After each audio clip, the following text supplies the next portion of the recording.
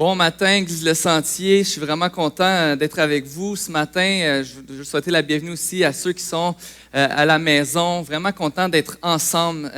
Enfin, de plus en plus, ça sent le déconfinement et j'entendais Alexandre nous parler, puis même Sergueï avant, puis ce désir d'être ensemble, ce désir d'être en relation, d'être connectés les uns aux autres, c'est vraiment fort et c'est vraiment une bénédiction que comme enfant de Dieu, comme membre d'une église, on puisse le vivre. Et quand on le vit physiquement, comme ce matin, ça fait du bien, mais de savoir qu'on est là les uns pour les autres, c'est vraiment une bonne nouvelle. J'aimerais juste rappeler l'invitation de Pasteur Normand pour la rencontre de la semaine prochaine. Vous avez entendu beaucoup des choses qui ont été faites dans le quartier Notre-Dame dans les derniers mois, donc il y a plein d'idées qui sont là et plein de possibilités de services qui ne dépendaient pas nécessairement du bâtiment, qu'on veut continuer. On veut continuer à servir, on veut continuer à bénir notre ville. Donc, on vous invite à venir si vous êtes intéressés. On avait plus de 40 personnes qui avaient mentionné qui voudraient participer comme bénévoles dans ce projet-là. Bien, il y a encore une possibilité pour toi de t'impliquer. Donc, la semaine prochaine, ça va être vraiment de discuter des différentes possibilités d'implication, des idées qu'on pourrait avoir, qu'on voudrait vous proposer aussi. Donc, on vous invite à venir en grand nombre. Donc, ce matin, quand je pense à l'Église, et on vient juste de le mentionner, mais quelle joie de dire que j'ai une famille. Quelle joie de dire que je fais partie d'une équipe, je fais partie d'un projet qui est plus grand que moi, n'est-ce pas? Qui est plus grand que ma vie, que ma personne, mais je fais partie d'un projet qui est plus grand que moi. Et depuis quelques mois, on est dans cette série envoyée dans le livre des Actes, qui est le début de la vie de l'Église comme on la connaît. L'Église, comme nous, on est une Église aujourd'hui, ici en 2021, mais dans le livre des Actes, on voit les premiers pas de l'Église. Cette famille qui s'est unie ensemble autour de Jésus et de son évangile, de la bonne nouvelle de Jésus et qui a grandi jusqu'à aujourd'hui. Et quelle joie de réaliser qu'on fait partie de quelque chose de plus grand. Moi, je suis un grand amateur de sport, excité par la tournure des événements dans le hockey présentement, avec les Canadiens de Montréal qui sont encore en série. Habituellement, au mois de juin, quand une équipe est en série, ils sont en finale de la Coupe Stanley. Mais on ne va pas trop rêver trop vite, mais là, à cause de la pandémie, les choses ont été un petit peu plus tard cette année. Mais quand on pense à une équipe de sport, une équipe de hockey, si tu as déjà fait partie d'une équipe de sport, tu le sais que, bon, il y a les matchs qui se jouent sur le terrain, mais il y a toute la camaraderie qui se passe entre les matchs, les pratiques, les tournois, le temps qu'on passe dans la chambre des joueurs à parler puis à bâtir des relations. Et bien souvent, une équipe de sport elle va comme avoir un but commun, mais ça n'arrive pas toujours qu'une équipe va se mettre ensemble, va s'unir, puis être capable, peu importe le talent qu'il y a dans l'équipe, réussir à aller jusqu'au but ultime, qui est de gagner le championnat. Pourquoi? Parce qu'ils n'ont pas réussi à devenir une équipe, une famille, un groupe tissé serré qui pousse dans la même direction, puis qui ont un objectif commun. Et souvent, quand on est ensemble, on vit de l'adversité, on vit des difficultés. C'est souvent dans ces moments-là qu'un groupe va devenir un. Et le même groupe qui, au mois de décembre, avait de l'air à se chercher, à se perdre, on dit « Ah, ils sont pas bons, il manque encore plein de talents dans leur équipe. » Oui, je parle des Canadiens, parce que nous, les fans des Canadiens, quand l'équipe perd, on chiale, puis quand l'équipe gagne, on a la meilleure équipe au monde. Okay, c'est comme ça, il faut l'accepter. Mais quand la même équipe en décembre qui est vraiment pas bonne se retrouve au mois de juin, puis là, il est comme en train de battre des équipes qui sont supposément meilleures qu'elle, c'est parce que probablement qu'en quelque part, ceux qui ont fait du sport, vous le savez, cette équipe-là s'est retroussée les manches, elle s'est unie vers un but commun et probablement que ces gars-là, ils ont une idée en tête, puis c'est d'aller jusqu'au bout. Quand on réalise qu'on fait partie de quelque chose de plus grand que nous, parfois, on peut se sentir impuissant, on peut se sentir seul, on peut avoir peur, on peut dire hey, « je ne suis pas prêt ». Mais quand on réalise qu'on a ce qu'il faut pour aller jusqu'au bout, quand on réalise qu'on a ce qu'il faut pour faire partie de cette entreprise, de faire partie de ce projet, de ce but, de cette mission, quand on réalise qu'on a ce qu'il faut, il n'y a plus rien qui peut nous arrêter.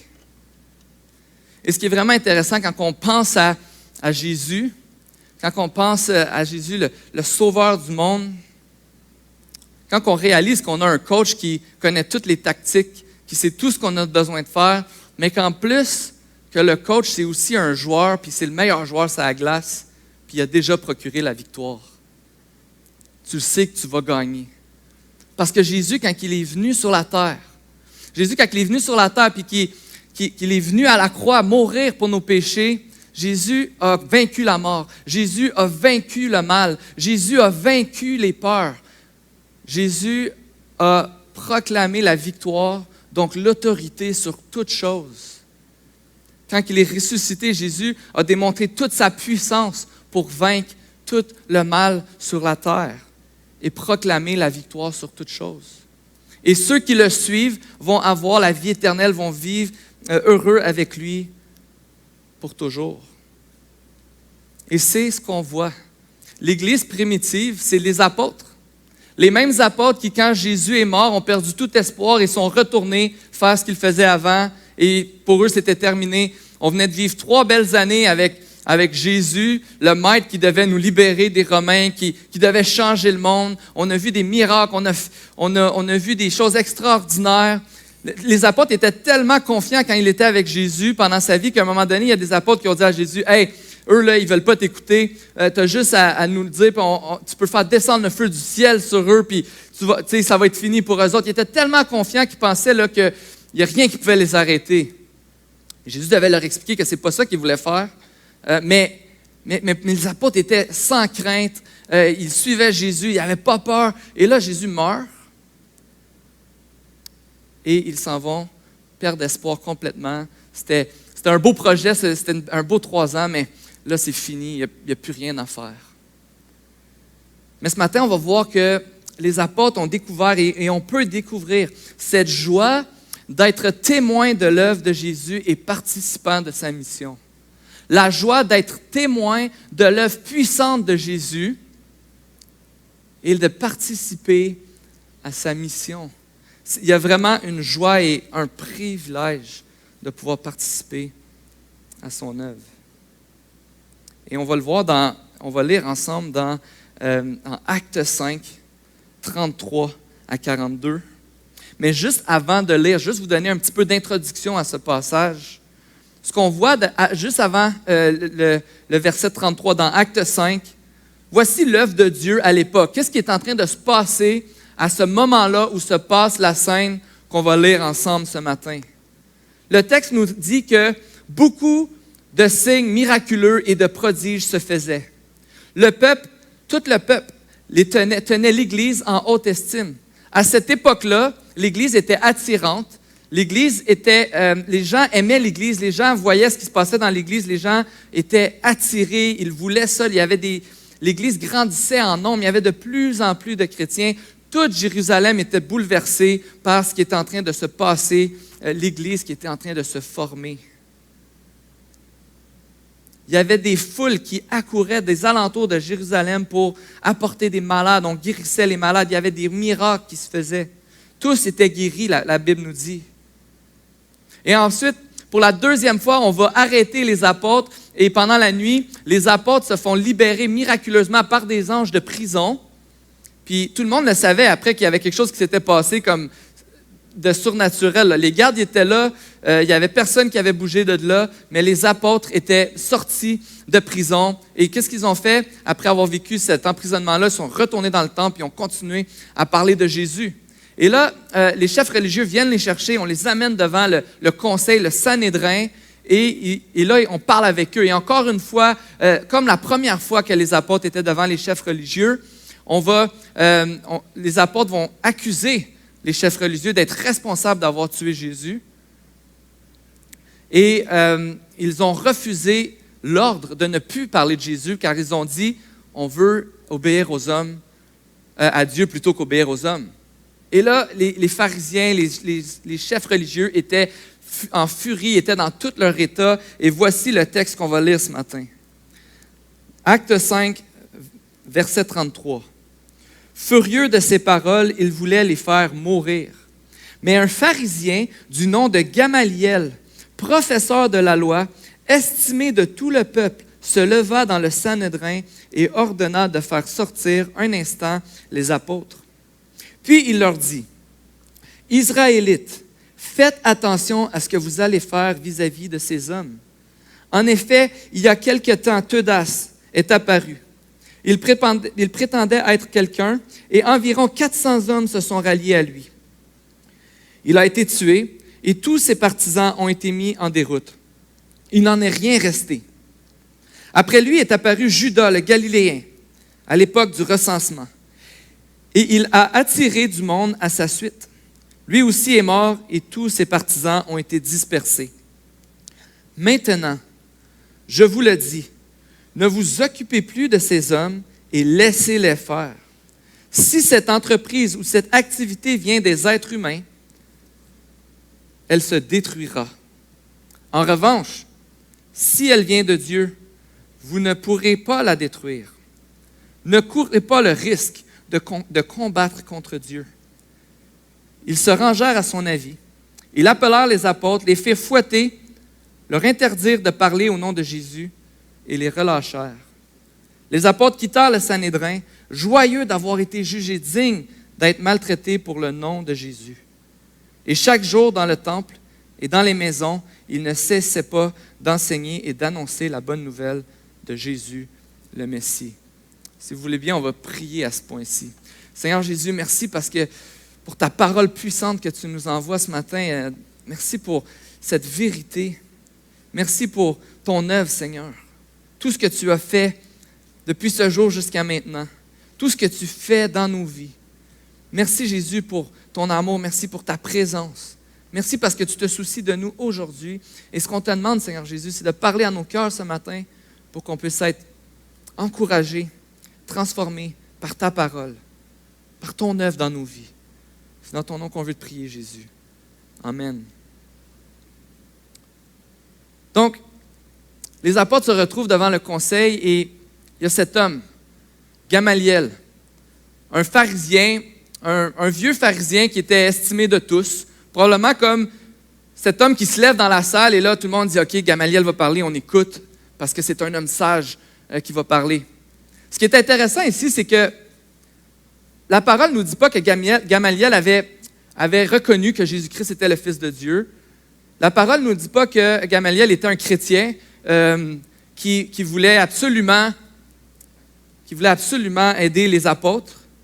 Mais certainement, on voit que Dieu l'utilise pour son œuvre et que Dieu utilise sa sagesse et sa crainte de Dieu pour pouvoir protéger les apôtres dans cette situation. Mais il y a vraiment un principe intéressant qui va nous amener ici. Si cette entreprise vient des hommes, ça va se détruire. Comme les exemples qu'il a donnés. Et c'est vraiment intéressant parce que c'est exactement ce qui est arrivé quand Jésus est mort. Les disciples se sont dispersés. Mais là, Jésus est revenu à la vie et les disciples avaient cette assurance. Il n'y avait aucune crainte. Ils savaient que Jésus-Christ était le Fils de Dieu, que Jésus-Christ était Dieu lui-même qui était venu sur la terre et qui avait donné sa vie pour eux. Ils étaient prêts à mourir pour lui. Ils étaient prêts à souffrir pour lui. Mais ici, Gamaliel arrive et dit, si ça vient des hommes, personne ne va pouvoir l'arrêter. Mais par contre, si ça vient de Dieu, si ça vient des hommes, pardon, j'ai dit le contraire, j'entendais, mais moi j'ai dit le contraire. Si ça vient des hommes, ça va mourir.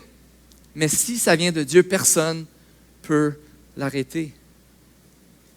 Il n'y a personne qui peut arrêter le projet de Dieu. Les pharisiens qui représentent l'autorité du peuple et qui représentent comme la voix de Dieu envers le peuple ne reconnaissent pas et ne voient pas ce que Dieu est en train de faire en ce moment même dans Jérusalem. Il y a des miracles, il y a des prodiges. Il y a quelque chose qui se passe à Jérusalem, puis comme chrétien, des fois, je me dis dans ma propre vie, hey, j'aurais aimé ça être là à ce moment-là, de voir tous les malades qui ont été guéris, tous les miracles qui ont été faits. Il me semble que ça devait être évident que ce que Jésus faisait à cette époque-là, c'était vrai, puis c'était puissant. Le monde entier était en train de voir Dieu à l'œuvre, d'une manière puissante et il y en a qui ont été transformés par l'œuvre et le message de Jésus et il y en a qui ont simplement, ils se sont entêtés, ils n'ont pas cru. Et au contraire, les chefs religieux qui étaient ceux qui auraient dû voir les signes, qui auraient dû reconnaître les miracles de Jésus et reconnaître les temps dans lesquels ils se trouvaient, c'est-à-dire le moment où le Messie, le Sauveur du monde allait venir sur cette terre, sont ceux qui n'ont pas reconnu Jésus. Les pharisiens se sont entêtés. Et c'est vraiment encourageant. Je ne sais pas si vous avez vu, il y a une série en ce moment qui est pas mal populaire, en fait, là, sur la vie de Jésus, The Chosen, qui est comme une série où on prend des textes bibliques, où on prend les histoires de la vie de Jésus, mais on prend comme notre temps. Donc oui, il y a des faits ajoutés, il y a des personnages même qui sont ajoutés. On ne sait pas comment ça s'est passé, mais certainement que les auteurs ont vraiment voulu être le plus fidèles au caractère de Jésus et à l'histoire qu'ils sont en train de présenter. Et la dernière fois que j'écoutais The Chosen, j'ai réalisé quelque chose que je n'ai jamais réalisé encore quand je lisais ma Bible. Puis c'est le fun pour ça, de pouvoir comme apprendre des nouvelles affaires. Mais je voyais Jésus qui parlait à plusieurs personnes. Puis dans The Chosen, on voit des gens comme tout de suite, quand ils voient Jésus, ils reconnaissent le Fils de Dieu. On le voit dans les Écritures. Quand Jésus approche ses apôtres, Jésus va dire à un de ses apôtres, il va lui dire qu'est-ce qu'il a fait comme où ce qu'il était. Puis là, la personne a dit, « Hey, c'est sûr que tu es le Fils de Dieu. » Tout de suite, reconnu que Jésus-Christ était le Messie, le Fils de Dieu. Mais d'autres personnes ont vu des miracles, ont vu ce qui se passait, ont questionné Jésus, puis ils n'ont pas reconnu qui était Jésus. Et je me disais, parfois, on est là, puis on veut partager notre foi avec des personnes, on veut aimer les gens, on veut leur parler de Jésus. Puis pour nous, c'est comme, aïe, Jésus m'a tellement aimé, j'ai goûté à l'amour de Jésus, j'ai goûté à sa puissance, j'ai goûté à son pardon, je suis libéré de mes fautes, libéré de ma culpabilité. J'aimerais tellement ça que les gens autour de moi puissent goûter à cet amour-là. Mais je réalisais que même Jésus, quand il parlait de Jésus avec quelqu'un, ce n'est pas tout le monde qui a cru en Jésus. Même Jésus, quand il était sur la terre, il y a des gens qui ont été transformés par son message, mais ce n'est pas tout le monde qui ont cru. Mais ça n'empêche pas que la puissance de Dieu se déploie encore aujourd'hui. Quand je pense aux paroles de Gamaliel, on pense à ces paroles où il dit « Si ça vient de Dieu, il n'y a rien qui va pouvoir le détruire. » Et c'était vraiment le but des hommes religieux, que cette entreprise puisse s'arrêter, qu'on puisse « Hey, on a mis Jésus à mort pour qu'on arrête de parler de cet homme-là. » Là, c'est ses apôtres qui continuent. On veut les tuer aussi, on veut arrêter ça, on veut que ça cesse, ce mensonge. Pour eux, c'était un mensonge, c'était pas vrai. Et là, tu regardes aujourd'hui puis tu dis, j'ai calculé ça, ça prend quelques secondes sur Google, mais 2000 ans plus tard, à près de 9000 kilomètres de Jérusalem, il y a une église qui se rencontre ce matin. Il y a une église qui est encore ici. Certainement, frères et sœurs, que cette entreprise venait de Dieu. Dieu, si c'est de Dieu, si notre projet est de Dieu, si l'Église c'est de Dieu, ça va arriver. Il n'y a rien qui peut arrêter ça. Il n'y a rien qui peut arrêter le travail de Dieu. Et c'est vraiment une grâce de pouvoir être témoin de la puissance de l'œuvre de Dieu dans nos vies. De voir ce que Dieu fait dans ma vie ou de ce que Dieu fait dans la vie des autres. C'est une grâce, ce n'est pas tout le monde qui peut le voir. C'est vraiment une joie de pouvoir goûter à la puissance de Dieu, de voir Dieu agir et faire des choses. C'est pas quelque chose de mal ou c'est pas quelque chose qu'on devrait se sentir mal de pouvoir être content de voir l'œuvre de Dieu, de pouvoir voir Dieu faire des choses. Et vous savez, depuis quelques semaines, on vous a présenté un projet du Sentier Notre-Dame. Et ce qui m'a fasciné dans tout ce projet-là, dans tout ce qui se passe sur la rue Notre-Dame, c'est de voir à quel point on voit l'œuvre de Dieu dans la vie des gens. C'est de voir à quel point on voit Dieu agir dans dans la vie de notre pasteur. Si vous n'avez pas vu le panel de la semaine passée, allez voir ça. Normand nous partage comment Dieu a travaillé dans sa vie dans ces dernières années. Comment Dieu est à l'œuvre dans la vie des bénéficiaires, des usagers, des gens qui sont dans le quartier. Comment Dieu est à l'œuvre dans la vie des bénévoles auprès de ces gens-là. Comment Dieu dirige les pas. Et pour nous, en tant que leadership, en tant que pasteur de l'Église, c'est ce désir qu'on a de prendre l'Église et de dire, Seigneur, où veux-tu qu'on soit? Qu'est-ce que tu es en train de faire dans la ville pour qu'on puisse être tes serviteurs et on puisse être en train d'accomplir l'œuvre que tu nous demandes d'accomplir? Parce que si ça vient de toi, il n'y a rien qui peut arrêter ça. Et je vous dis, Église Le Sentier, je suis tellement reconnaissant pour les leaders qu'on a ici à l'Église, pour notre conseil d'anciens qui recherche constamment la face de Dieu, constamment d'obéir au Seigneur. Certainement qu'il y a eu un projet extraordinaire qui a été présenté, on a des idées que Dieu nous donne. Et dans tout ça, le conseil, les pasteurs, les leaders de l'Église étaient excités de chercher la face de Dieu. Étaient excités de pouvoir poursuivre la volonté de Dieu. Et comme on a vu dans la vidéo, peut-être que pour certains d'entre nous, après une semaine plus tard où on a entendu le panel, où on était tous excités de vous présenter le projet, l'achat du bâtiment, peut-être que tu te dis ce matin, wow, c'est comme tout un revirement de situation. Mais j'aimerais vous dire quelque chose. On est toujours excités de chercher la face de Dieu et de faire le bien. Si on arrive ici ce matin et qu'on dit « c'était pas un bon timing l'achat du bâtiment », c'est parce qu'on veut faire le bien, c'est parce qu'on veut honorer Dieu avec ce que Dieu nous donne. Mais par contre, ce qu'on veut faire, c'est être à l'écoute de Dieu et être prêt à prendre les risques que Dieu nous demande de faire pour l'obéir et être là où Dieu veut qu'on soit. Parce que Dieu est en train de faire avancer son Église. Dieu est en train de se faire connaître dans le monde. Dieu est en train de faire grandir son Église. Et ça, ce n'est pas mon œuvre, ce n'est pas notre œuvre, c'est l'œuvre de Dieu. Et Dieu choisit de nous utiliser. Et ça, c'est tellement une bonne nouvelle. Tellement une bonne nouvelle. Alors, n'ayons pas peur de rêver. N'ayons pas peur de continuer à chercher la face de Dieu. D'être étiré, de sortir de notre zone de confort pour pouvoir être là où Dieu veut qu'on soit. Parce que si ça vient de Dieu, il n'y a rien qui va arrêter cette entreprise et il n'y a rien qui va nous arrêter. C'est une grâce de pouvoir faire partie de l'œuvre de Dieu, de pouvoir goûter et de voir la puissance de Dieu, d'être témoin de son œuvre. On est témoin de la puissance de l'œuvre de Dieu. Et ce qui est vraiment incroyable, c'est qu'on puisse faire partie de son œuvre. Jésus nous invite dans son équipe pour qu'on puisse participer à son œuvre, de se faire connaître au monde, à son œuvre de réconciliation avec sa création. C'est vraiment intéressant parce que les apôtres sont là, ils défendent leur foi devant le Sanhédrin. Dès qu'ils sortent de prison, ils retournent parler de la foi et là, ils sont de retour devant le Sanhédrin. Et cette fois-ci, on ne va pas juste les avertir, mais on va les fouetter. Puis on va les menacer encore. Arrêtez de parler de ce Jésus.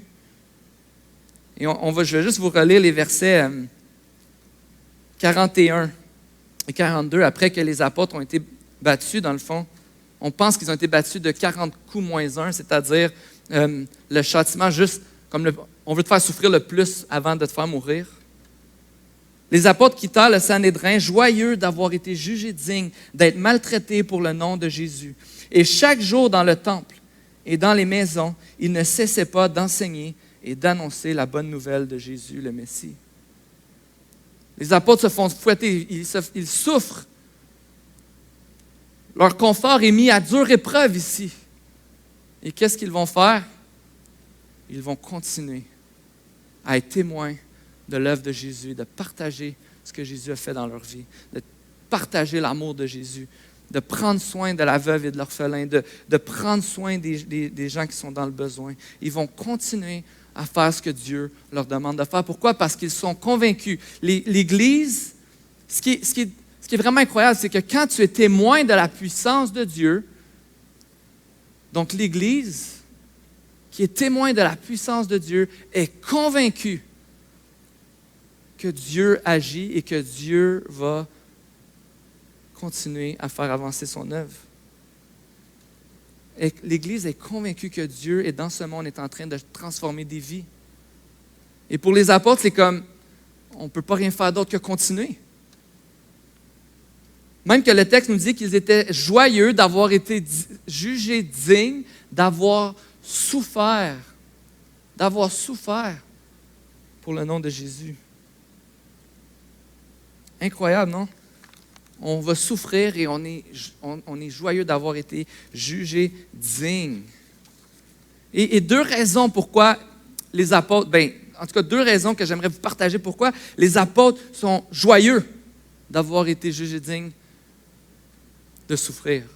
Et ça, c'est vraiment deux raisons qu'on peut garder charmant dans nos cœurs quand on vit de la souffrance, quand on vit de l'opposition. Quand peut-être que quelqu'un n'est pas d'accord avec nous quand on partage la foi, quand peut-être qu'on sent qu'il y a une relation, quelqu'un est de plus en plus distant avec nous parce qu'on lui a partagé le message de l'Évangile, quand on sent qu'on a un prix à payer comme chrétien, des choix à faire, quand on trouve ça difficile d'obéir à Jésus, ça serait beaucoup plus facile de faire quelque chose qui est contre la volonté de Jésus. Deux choses qui peuvent être chères à nos cœurs. La première, c'est que les apôtres goûtent à une promesse de Jésus. À ce moment-là, quand ils sont en train de souffrir, les apôtres sont en train de goûter à une promesse de Jésus. Dans Matthieu 10, 22, on lit « Vous serez détestés de tous à cause de mon nom, mais celui qui persévérera jusqu'à la fin sera sauvé. » Les apôtres sont en train de goûter à cette promesse. Oui, il y a des gens qui vont vous détester, mais persévérez parce que si vous persévérez, voilà le signe d'un enfant de Dieu qui va passer l'éternité avec Dieu, dans la présence de Dieu, par la persévérance. On est à la bonne place quand on fait la volonté de Dieu, peu importe ce qui arrive, peu importe les conséquences, peu importe si on cherche à plaire à Dieu, on est à la bonne place. On est à la bonne place quand on est rempli d'amour pour notre prochain. Tant mieux si être rempli d'amour pour mon prochain dans une certaine situation, c'est populaire, puis que les gens aiment ça, puis que le monde aime ça, puis que c'est une cause que d'autres personnes qui ne croient pas en Jésus aiment. Mais quand aimer mon prochain, c'est plus une cause qui est populaire. On continue à faire le bien là où on est, puis Dieu va toujours nous bénir, puis on est à la bonne place. Dieu va accomplir ses promesses envers nous. L'autre bonne nouvelle, l'autre raison pourquoi ils sont joyeux, c'est qu'ils goûtent à ce moment-là à une intimité, à la relation avec leur Sauveur Jésus-Christ. Ils ont passé 3 ans en présence avec Jésus. Jésus est parti au ciel, mais à ce moment-là, ils sont en train de goûter à la présence de Jésus dans leur vie. Jean 14 nous dit « Quant à moi, je prierai le Père. » Jean 14, 16. « Quant à moi, je prierai le Père, et il vous donnera un autre défenseur, afin qu'il reste éternellement avec vous. L'Esprit de vérité que le monde ne peut pas accepter, parce qu'il ne le voit pas et ne le connaît pas, mais vous le connaissez, car il reste avec vous et il sera avec vous. Je ne vous laisserai pas orphelins. Je reviens vers vous. Je vous laisse la paix. Je vous donne ma paix. Je ne vous la donne pas comme le monde donne. Que votre cœur ne se trouble pas et ne se laisse pas effrayer. » Jésus nous a donné le Saint-Esprit qui est en nous pour des moments exactement comme ces moments-là. Des moments où rien ne fait plus de sens, des moments où on se sent seul, des moments où on est angoissé, des moments où on souffre, des moments où on est tiraillé entre faire le bien que Dieu nous demande de faire ou faire le mal qu'on aime faire. Dans ces moments de tiraillement, dans ces moments difficiles dans nos vies, Jésus nous rappelle qu'il nous a donné sa paix avec nous. Jésus est avec nous. Jésus est avec toi ce matin. Et ils sont à ce moment-là en train d'expérimenter la paix, la présence de Dieu qui leur permet de sortir du Sanhédrin et de continuer l'œuvre que Dieu leur demande de continuer. Une question que j'aimerais nous poser ce matin, puis je me la pose à moi premièrement, cette question-là. Et c'est une question qui m'a fait beaucoup réfléchir cette semaine. Mais quand je vois les apôtres qui expérimentent l'amour et la puissance de Dieu, puis qui continuent à suivre Jésus et à servir Jésus, peu importe ce qu'ils perdent. Ils perdent leur sécurité, ils perdent leur confort, mais ils continuent à être en mission et à partager le message de l'Évangile. Quand les apôtres continuent, ils persévèrent, je me pose cette question. Est-ce que ma vie tourne autour de Jésus? Est-ce que ma vie tourne autour de Jésus et ce que Jésus demande de moi? Ou est-ce que Jésus fait partie de ma vie qui tourne autour de moi? Et je me posais cette question-là cette semaine, puis je me disais, puis c'est pas pour qu'on se culpabilise puis qu'on se sente mal ce matin, non, c'est pour réfléchir. Est-ce que Jésus est le centre de ma vie où je cherche toutes mes décisions, toutes mes réflexions, mes projets pour mon avenir? Est-ce que je demande à Jésus de faire partie de ma vie, d'être le centre de ma vie, puis de dire, Seigneur, prends-moi, puis envoie-moi où tu veux. Et je veux être un témoin fidèle de Jésus là où tu m'amènes. Je veux persévérer dans ton amour. Je veux vivre la vie chrétienne à tous les jours de ma vie.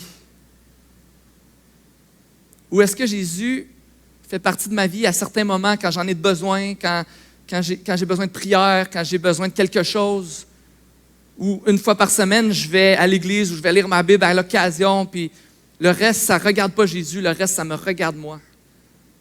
Puis je vous avoue que moi-même, je lutte avec ça dans ma vie. Il y a plein de choses que j'aime, puis parfois je me demande, Seigneur, est-ce que là, c'est toi qui es le maître ou c'est Dominique qui est le maître? Et ce matin, je veux qu'on se rappelle que pour que Jésus soit entièrement le maître de nos vies, on a besoin de se souvenir, de goûter à la joie, au privilège d'être témoin de l'œuvre puissante de Dieu dans nos vies et autour de nous, et à la joie de participer à son œuvre. C'est une grâce. À chaque jour, je veux me rappeler que ma vie ne m'appartient pas. Ma vie appartient à Jésus. Et j'aimerais ça inviter l'équipe de louange. Et ce matin, on va prendre le repas du Seigneur ensemble. Vous pouvez rester assis. Les placeurs vont vous apporter, ceux qui sont ici au bâtiment, les placeurs vont vous apporter les éléments. Si vous êtes à la maison, vous pouvez aller chercher les éléments ou peut-être c'est déjà prêt. Mais ce matin, on va prendre le repas du Seigneur ensemble. Et Jésus, juste avant de mourir, a pris ce repas avec ses disciples. Et essentiellement, Jésus a dit, à chaque fois que vous allez prendre cette coupe et que vous allez prendre ce pain, faites ceci en mémoire de moi. Et ce matin, j'aimerais, pendant que l'équipe de louange va nous amener dans un chant, j'aimerais ça qu'on puisse réfléchir à l'œuvre de Dieu dans nos vies, qu'on puisse se souvenir de ce que Dieu fait dans nos vies, ce que Dieu fait présentement. Peut-être que tu peux demander à Dieu, Seigneur Jésus, montre-moi un œuvre puissant, un œuvre que tu as accompli dans ma vie dans les dernières semaines ou dont j'ai été témoin autour de moi. Montre-moi ton œuvre. Je veux être témoin de ta puissance. Ce matin, on veut se souvenir la joie qui est de participer à l'œuvre, à la plus grande mission de l'histoire de l'humanité, qui est Dieu qui veut se réconcilier avec sa création, Dieu qui veut faire éclater sa gloire dans toute la création. Et nous sommes l'Église Le Sentier, nous avons ce rêve ensemble d'être une équipe, d'être une famille qui va saturer notre ville de ce message-là, de l'amour de Jésus en parole et en action. On veut influencer la francophonie. Et ce matin, individuellement ici, dans ton cœur, toi avec Jésus, demande à Jésus qu'il puisse t'aider à te souvenir et à voir sa puissance et qu'il puisse te rappeler la joie de faire partie de son œuvre. Donc on va chanter ensemble et ensuite je vais revenir pour qu'on puisse prendre les éléments.